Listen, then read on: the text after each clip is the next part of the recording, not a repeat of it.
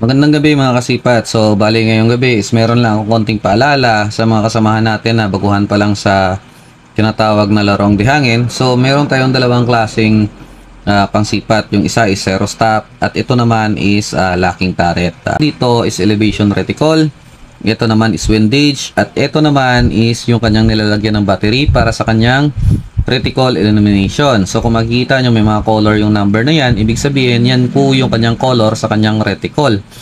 So ano po ba ito? Ito po ang tinatawag na reticle illumination. So paano po ba ito gagamitin? So dahil locking turret po ito, ipo-pull up nyo lang po ito at mag-open na yan. So kung kayo po ay magpipihit ng paganito or counterclockwise, yung inyong reticle po ay pupunta sa baba.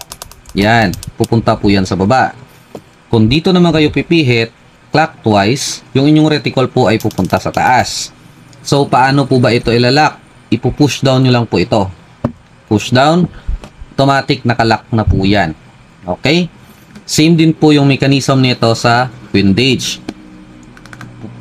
Ito po ay nakalock na. So, ipo-pull nyo lang po ito. Ayan, nag-open na. And then once napipihitin nyo po siya ng clockwise, yung reticle nyo po is pupunta ng right side. Kung counterclockwise naman po, yung reticle nyo po ay pupunta ng left side. At ipupush nyo lang po ito para mag-lock. So, karaniwang problema natin is ganito. So, tulad nito, binalik ito sa atin dahil daw sira. Pero sa totoo lang, hindi po ito sira nung tinest natin.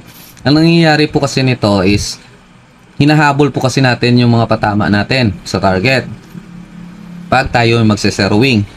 So always natin tandaan dahil locking turret po ito, meron po itong internal lock sa loob. So sample ito, pihitin natin ng pihitin. Okay, naghahabol tayo. At maramdaman natin na nag-stop na. So ibig sabihin, wag na po nating pihitin ng sobra. Dahil once na pinihit po natin ito, mapuputol po yung internal lock niya sa loob. So ang mangyayari dyan, once na naputol yan, is hindi na po yan babalik sa normal na posisyonin niya. So, ang mangyayari, katulad po nito sa windage, dahil binalik sa atin, ayan o, kahit paikutin mo na paikutin, hanggang 4 na revolution, masobra pa, hindi na po babalik. Bakit? Dahil putol na po yung kanyang locking mechanism doon sa loob. So, mangyayari lang dito is magagawa namang damage.